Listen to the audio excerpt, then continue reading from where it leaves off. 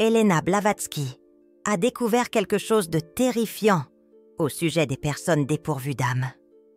Ce qu'elle a révélé concernant leur destin après la mort va bouleverser votre perception de l'au-delà. Préparez-vous, car il ne s'agit pas d'une simple théorie ésotérique, abstraite. C'est une réalité documentée dans des textes anciens, délibérément cachés à l'humanité.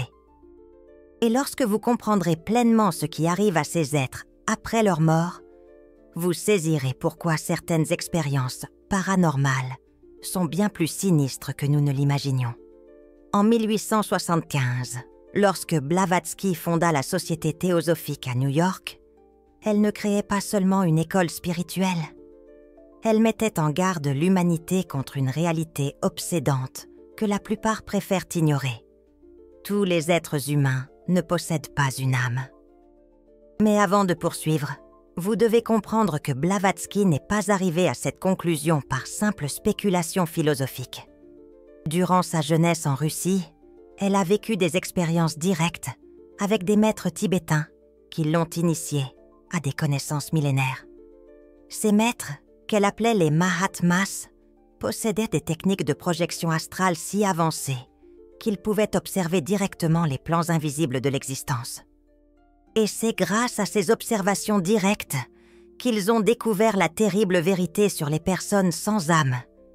Et si vous pensez qu'il ne s'agit que de théories ésotériques, préparez-vous, car ce qui arrive à ces personnes après leur mort est bien plus perturbant que n'importe quel film d'horreur que vous ayez jamais vu. Blavatsky a passé des décennies à étudier des textes secrets du Tibet et de l'Inde. Des textes contenant des vérités si dangereuses qu'elles ont été tenues secrètes pendant des siècles.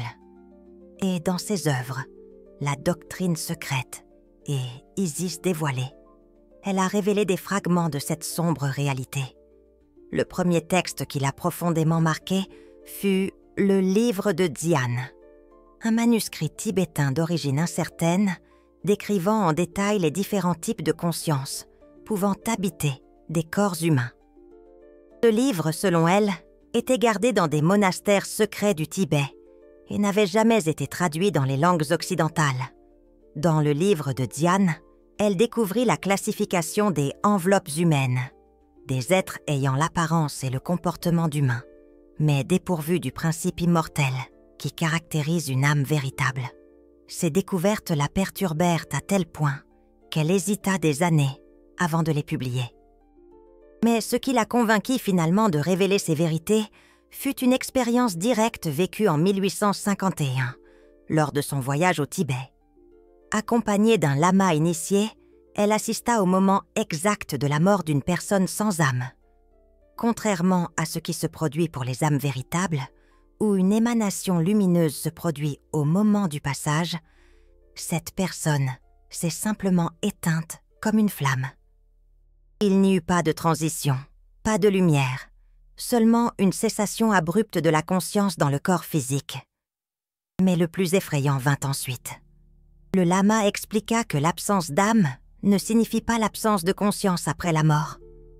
Au contraire, cela signifie la création de quelque chose de bien plus dangereux pour les vivants. Selon ses enseignements, il existe des êtres humains qui naissent sans composante spirituelle supérieure. Ils ont un corps, ils ont un esprit, mais il leur manque cette étincelle divine que nous appelons l'âme immortelle. Cette condition n'est pas le résultat d'une punition divine ou d'un karma négatif. C'est simplement une étape de l'évolution cosmique. Certains êtres n'ont pas encore développé la capacité de soutenir une étincelle divine, individualisée. Blavatsky comparait ce phénomène au règne animal. Les animaux possèdent une conscience collective, mais pas individuelle et immortelle comme les âmes humaines développées. Les personnes sans âme sont à un stade intermédiaire de cette évolution, au-delà de l'animal, mais en deçà du véritablement humain. Avez-vous déjà ressenti que certaines personnes semblaient vides intérieurement, comme si quelque chose d'essentiel manquait? Mais voici la partie la plus choquante. Lorsqu'une personne ordinaire meurt, son âme traverse un processus naturel de transition. Elle se libère du corps physique et évoluent vers des plans supérieurs d'existence. C'est un processus magnifique, même s'il est mystérieux. Pour comprendre complètement ce processus, Blavatsky expliquait que les êtres humains possèdent 7 composants distincts. Le corps physique n'est que le plus dense d'entre eux. Au-delà, il existe le corps éthérique, qui se dissout rapidement, le corps astral, qui peut persister un certain temps, et les composants supérieurs qui forment l'âme immortelle. Lorsqu'une personne dotée d'une âme véritable meurt, les composants inférieurs se désintègrent naturellement, tandis que les supérieurs, où réside la véritable individualité, s'élèvent vers des plans plus subtils. C'est pourquoi de nombreuses traditions spirituelles parlent de libération à la mort. Cependant, lorsqu'une personne sans âme meurt, il n'y a rien pour effectuer cette transition. L'absence d'âme signifie que seuls les composants inférieurs, corps astral, désir, souvenirs et fragments de personnalité, restent cohérents après la mort physique. C'est comme si vous enleviez le noyau de structure d'un bâtiment. Les étages supérieurs s'effondrent, mais les décombres continuent d'occuper de l'espace. Blavatsky expliqua que ces entités restent prisonnières de ce qu'elle a appelé le Kamaloka, une région intermédiaire entre le monde physique et les plans spirituels.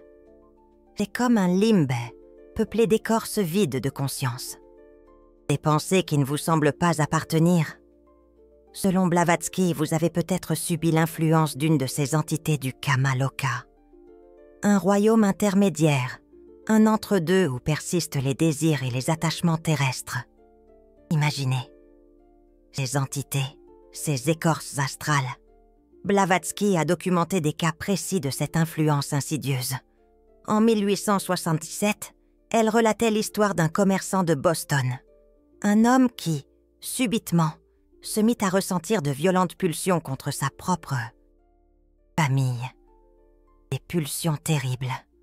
Au cours de séances d'investigation occultiste, on découvrit qu'il était sous l'emprise de l'écorce astrale d'un homme décédé 3 ans auparavant.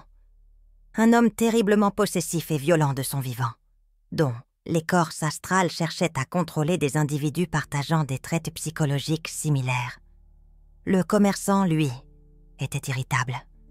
Une fréquence compatible, si l'on peut dire, pour une influence aussi perverse. Le plus effrayant, cette influence était inconsciente.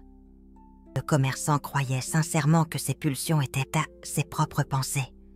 Seules des pratiques spécifiques de purification astrale permirent de le libérer de cette influence parasitaire, une libération arrachée au cœur de l'ombre. Blavatsky explique qu'il existe 3 types principaux de vulnérabilité à ces influences délétères. Une faiblesse morale pour ceux qui cèdent facilement aux bas instincts. Une sensibilité psychique dépourvue de protection. Pour les médiums sans formation adéquate. Et une résonance caractérielle pour ceux qui partagent des traits similaires à ceux des écorces astrales. Un frisson vous parcourt l'échine. N'est-ce pas? Vous vous interrogez. Vous repensez à des expériences étranges, des moments obscurs. Mais comment identifier une personne dépourvue d'âme, de cette étincelle divine, pendant qu'elle est encore en vie? Blavatsky a fourni des indices précis.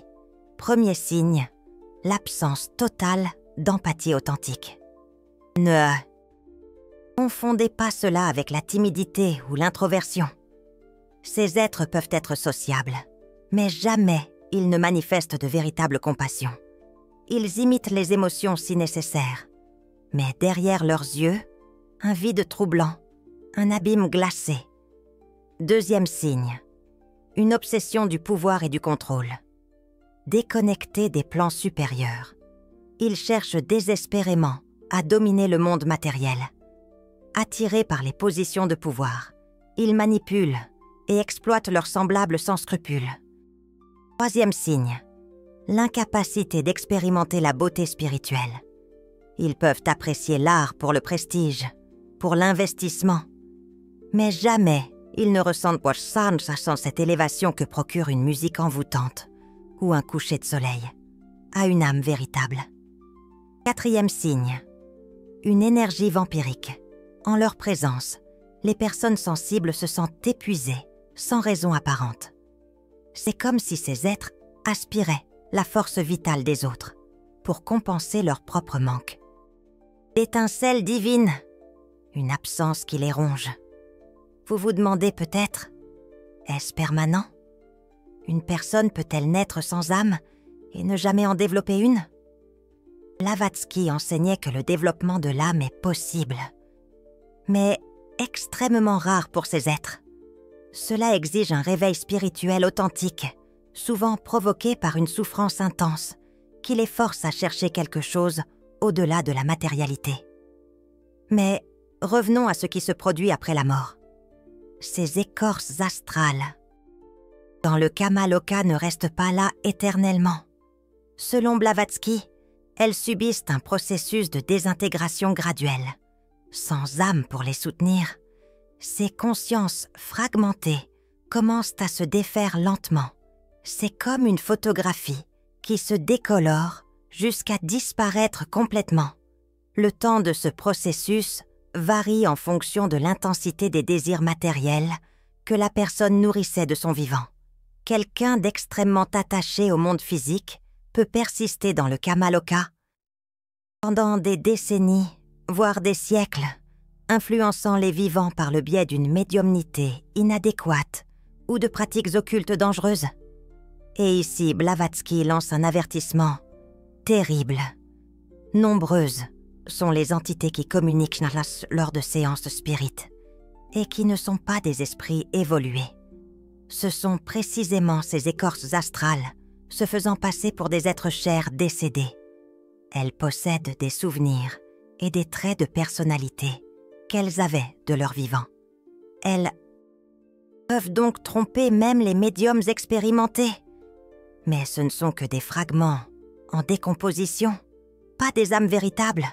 Blavatsky a également révélé quelque chose de plus troublant encore.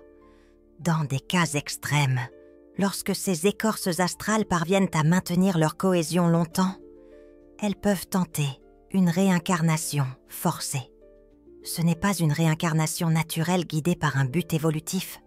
C'est une invasion désespérée d'un corps physique, généralement pendant des moments de vulnérabilité, comme la naissance, un traumatisme sévère ou la consommation de drogue.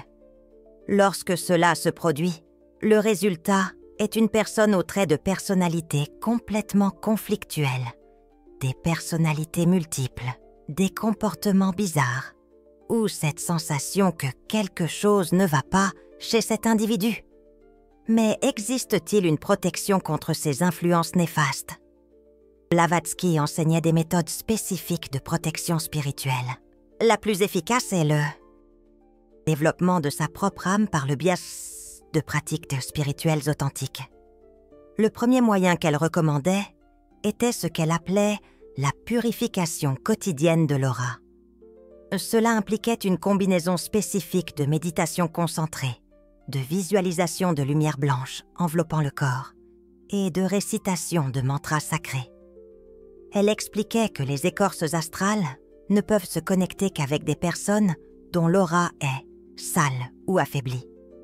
Une aura forte et pure agit comme un bouclier naturel, repoussant automatiquement ces influences négatives. Le deuxième moyen était le développement actif de la compassion authentique. Blavatsky découvrit que les écorces astrales ne supportent pas la vibration de l'amour désintéressé. C'est comme si cette fréquence était littéralement toxique pour elles. Des cas documentés ont montré que des personnes ont réussi à se libérer complètement des influences parasitaires, simplement en se consacrant à des actes authentiques de charité et de compassion envers les plus nécessiteux. Le troisième moyen impliquait ce qu'elle appelait le renforcement du fil d'argent, la connexion entre les corps inférieurs et supérieurs. Par le biais de méditations spécifiques, centrées sur le cœur et le sommet de la tête, il est possible de renforcer cette connexion et de devenir moins vulnérable aux influences extérieures. Méditation profonde, étude de philosophies élevées, acte de compassion désintéressée. Tout cela renforce l'aura et crée une fréquence vibratoire qui repousse automatiquement ces entités inférieures. Blavatsky enseignait également des techniques spécifiques de nettoyage psychique de l'environnement. Elle découvrit que certains lieux, en particulier ceux où des personnes sans âme ont vécu longtemps, pouvaient être imprégnés de résidus astraux dangereux.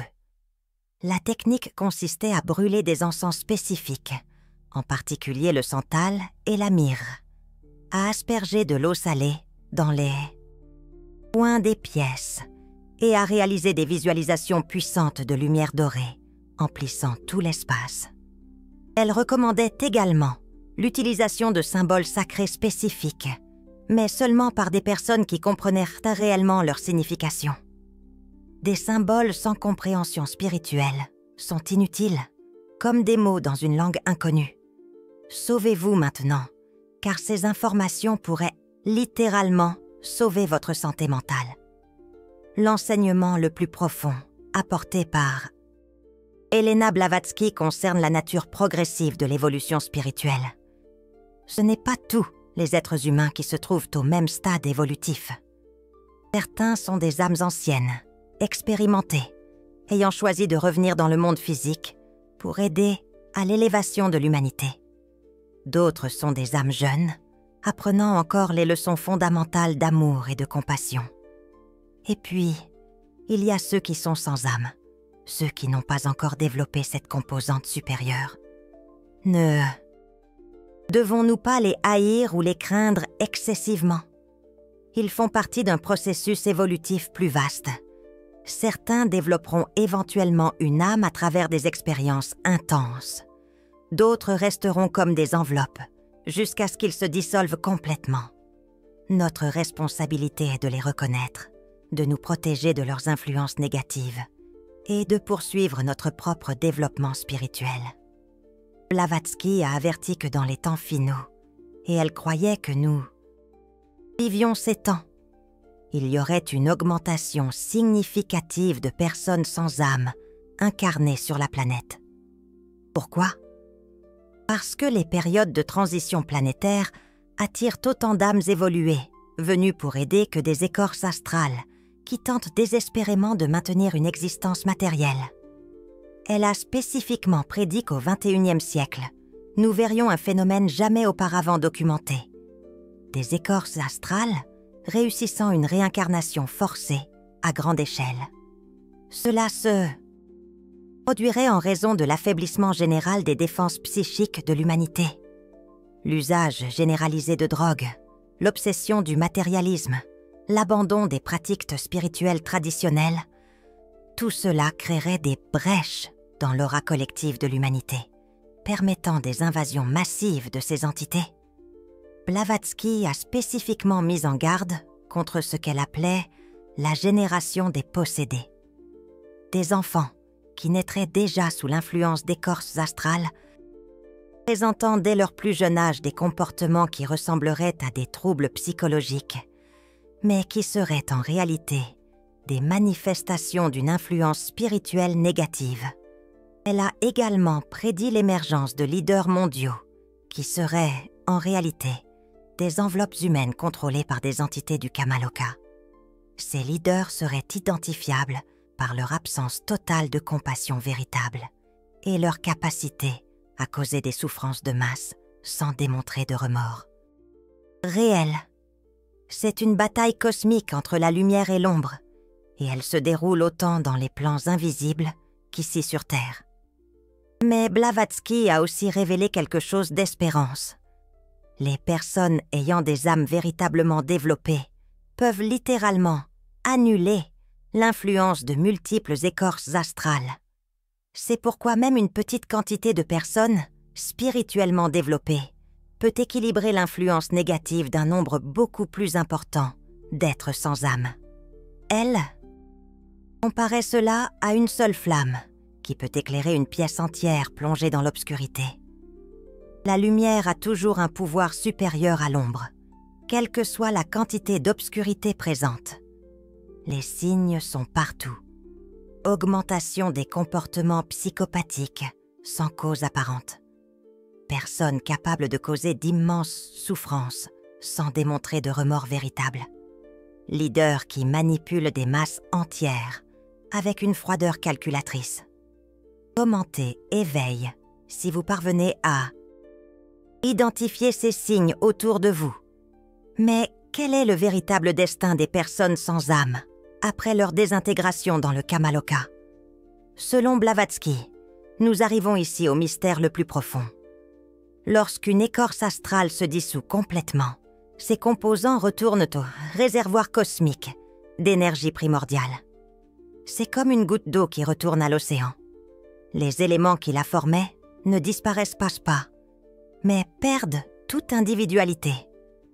Il n'y a pas de punition éternelle, pas de souffrance consciente.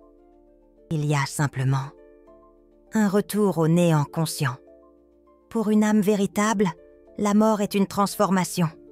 Pour un être sans âme, la mort est littéralement la fin de l'expérience consciente individuelle. Cela devrait-il nous terroriser? Blavatsky disait que non. Cela devrait nous motiver. Si nous possédons une âme véritable, et la plupart d'entre nous la possèdent, notre responsabilité est de la développer, de la purifier, de la renforcer. Chaque acte d'amour véritable, chaque moment de compassion réelle, chaque recherche sincère de vérité spirituelle ajoute de la luminosité à notre étincelle divine. Et les personnes ayant des âmes développées repoussent naturellement l'influence des écorces astrales et des êtres sans âme. C'est une loi universelle. La lumière véritable disperse toujours les ténèbres. Tapez lumière si vous choisissez de développer votre âme au lieu de craindre ses ombres. L'enseignement final de Blavatsky sur ce sujet est peut-être le plus important. Nous ne devons pas devenir obsédés par l'identification ou la lutte contre les personnes sans âme. Cette obsession peut nous transformer en ce que nous combattons, des êtres froids, calculateurs, sans compassion véritable. Notre seule responsabilité est de faire briller notre propre lumière, de développer notre propre âme, de protéger notre propre énergie et de faire confiance à l'évolution cosmique pour suivre son cours naturel. Les écorces astrales et les personnes sans âme sont comme des ombres. Elles n'existent que dans l'absence de lumière.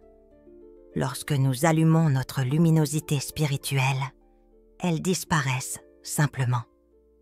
Ce savoir ne doit pas générer la peur. Il doit générer la responsabilité.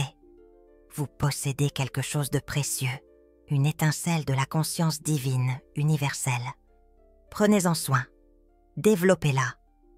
Utilisez-la pour élever non seulement votre propre existence, mais l'existence de tous ceux qui vous entourent. Et souvenez-vous, lorsque votre heure de quitter ce monde arrivera, vous ne serez pas une enveloppe vide, errant dans le Kamaloka. Vous serez une conscience lumineuse, transitant vers des plans supérieurs d'existence. C'est la différence entre avoir une âme et ne pas en avoir. C'est la différence entre l'évolution éternelle et la dissolution dans l'oubli. Partagez, si vous avez eu le courage d'affronter cette vérité sur la nature de la mort et de l'âme humaine. Helena Blavatsky nous a laissé ce savoir, non pas pour nous effrayer, mais pour nous libérer. Libérer de la peur de la mort, libérer de l'influence des êtres inférieurs et libérer pour le développement complet de notre potentiel spirituel. Mais au-delà de tout savoir théorique, elle a aussi fourni des outils pratiques spécifiques qui peuvent être appliqués immédiatement. Le premier est ce qu'elle appelait le test du miroir de l'âme. Lorsque vous suspectez que quelqu'un pourrait être une personne sans âme, observez les yeux de cette personne pendant des moments d'émotion intense. Joie, tristesse, colère. Chez les personnes ayant une âme véritable, il y a toujours une profondeur, une luminosité subtile derrière les yeux, même pendant des émotions négatives. Chez les personnes sans âme, les yeux restent vides, même lorsqu'elles expriment des émotions intenses. c'est comme regarder un masque très bien fait, mais qui ne parvient pas à cacher complètement l'absence de ce qui se trouve derrière. Le deuxième test pratique consiste à observer comment la personne réagit à la beauté spirituelle véritable. Emmenez cette personne contempler un coucher de soleil flamboyant, écouter une musique classique, sublime et envoûtante. Observez l'innocence rayonnante d'un jeune enfant. Les âmes authentiques, même dépourvues de toute inclination spiritualiste, ressentent quelque chose d'unique face à la beauté pure. Une émotion profonde peut-être, une contemplation silencieuse. Ou simplement une pose respectueuse, empreinte de recueillement. Les êtres sans âme, eux, simulent des réactions convenables. Mais on perçoit aisément le mécanisme, le calcul froid derrière ces démonstrations factices. Une froide mécanique. Le troisième signe, selon Blavatsky, est infaillible. Observez comment cette personne traite ceux qui ne peuvent rien lui offrir en retour. Comment interagit-elle avec les personnes âgées, fragilisées par le temps? Avec les enfants, si vulnérables et innocents? Avec les animaux, ces êtres sensibles et souvent démunis? Ou encore avec les individus issus des couches sociales les plus défavorisés?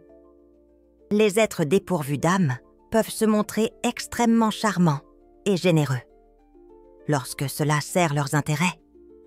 Mais ils sont incapables de manifester une véritable gentillesse, une compassion sincère envers ceux qui ne représentent aucun avantage pour eux, aucune utilité, aucune valeur marchande. Le choix nous appartient toujours. Développer notre âme, notre lumière intérieure, ou demeurer une simple enveloppe matérielle, vide et sans substance. Et désormais, vous connaissez la différence. Une différence fondamentale. Plus important encore, vous possédez désormais les outils nécessaires pour protéger votre propre luminosité spirituelle contre les ténèbres qui cherchent à l'éteindre, à la consumer. Utilisez cette connaissance avec sagesse, mais sans crainte. La vérité nous libère toujours, même lorsqu'elle nous trouble initialement.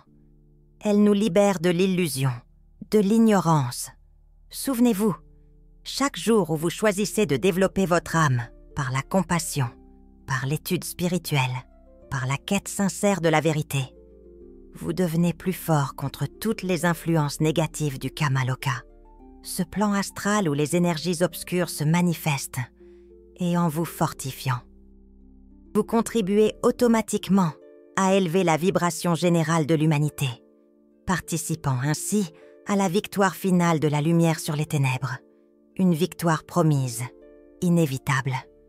Une victoire qui dépend de notre engagement personnel, de notre choix individuel.